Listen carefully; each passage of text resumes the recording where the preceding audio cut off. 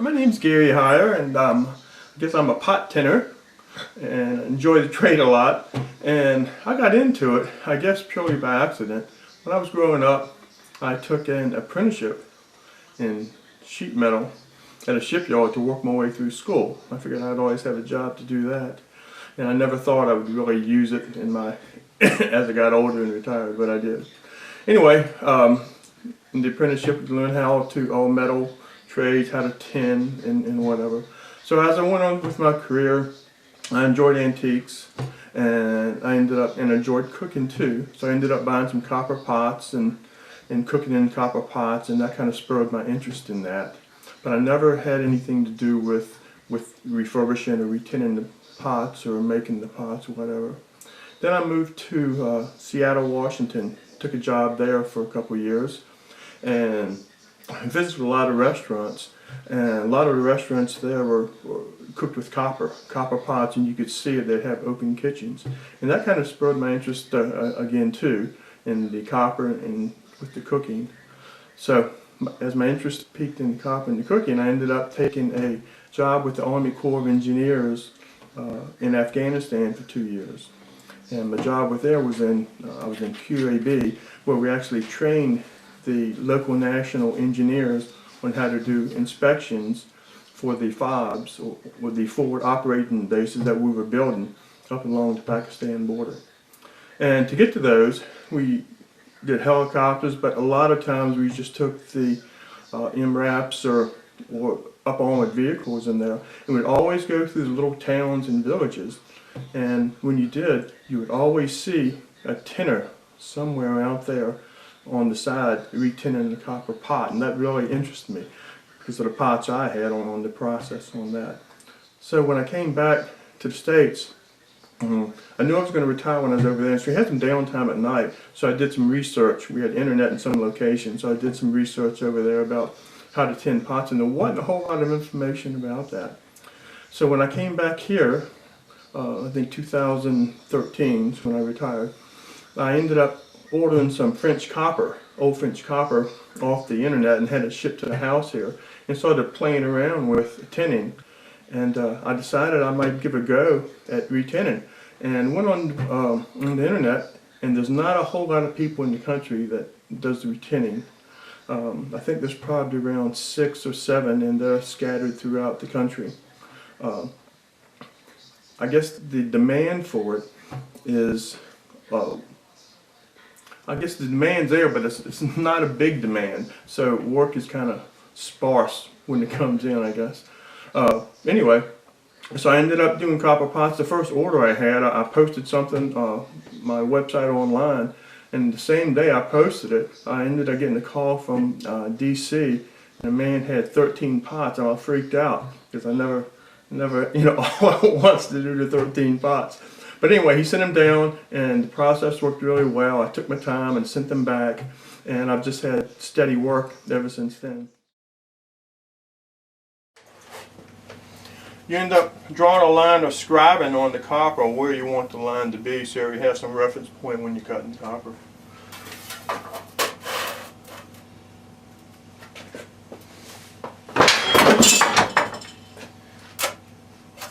And that's the first cut.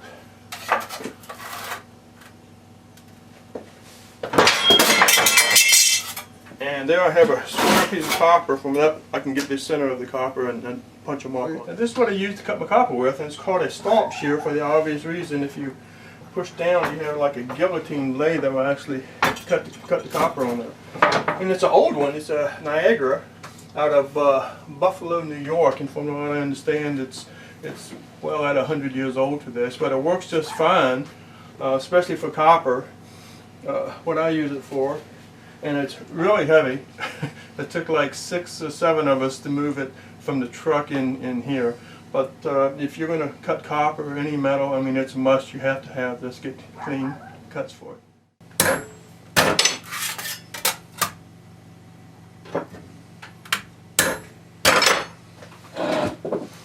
What I did then was went ahead, got the center point of the copper, I punched it, then I turned it over, punched the top, and now I'm going to get the radius of what size I want to cut it for.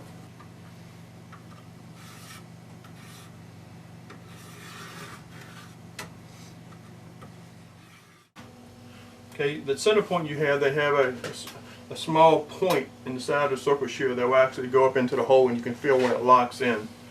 And at that point, this one's worn so much I have to lock it down with a cord. And you have to adjust it to get the right circumference.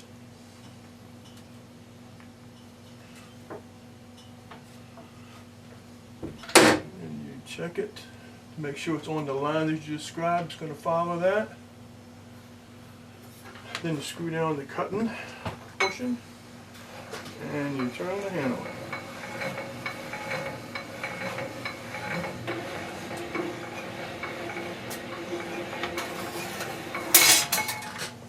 Okay.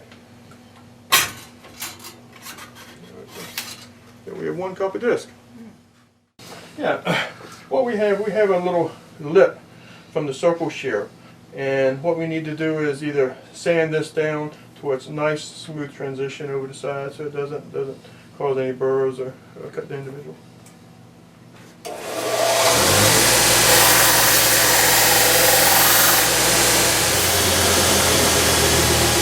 Also, if you look on here, you'll see when the copper sheets were made, you have like a grain of the copper going one way, and you have a grain on the other way. I use the smooth grain on the top. It buffs out better than this, I guess, a tighter, coarser grain on the bottom of this. And this is the side of tin, so you really won't see anything of this. Finish with it.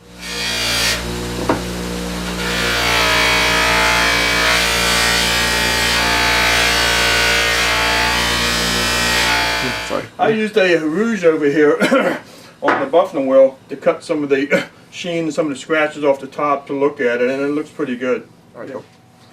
Next thing I'm going to do is stamp my little mark in here, the Virginia tinning stamp that I put on all my lids. It's a V with a T on top. I have to make sure my grain's running right with my handle. And the next thing we're going to do is mount the handle to the copper itself. We have to line that up to start with, make sure everything's perpendicular.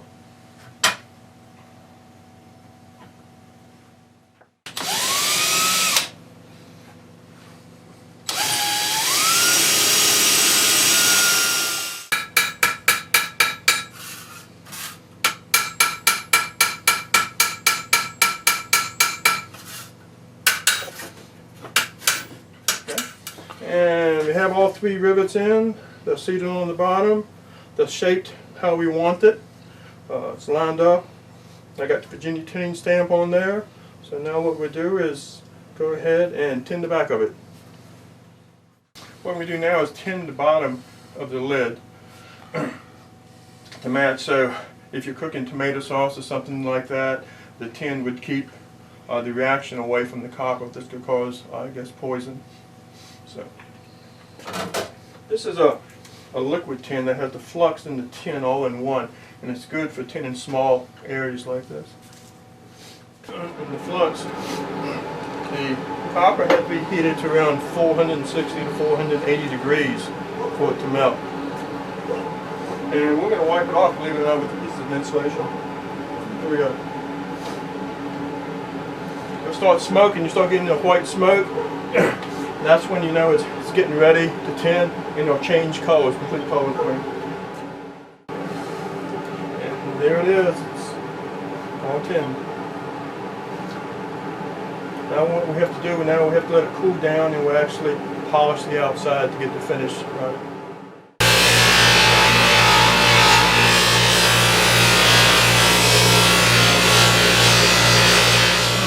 Start to finish, it'll probably take me, realistically, before I ship it out, probably a good 2 hours if I start from scratch. Have to shape the handles and everything.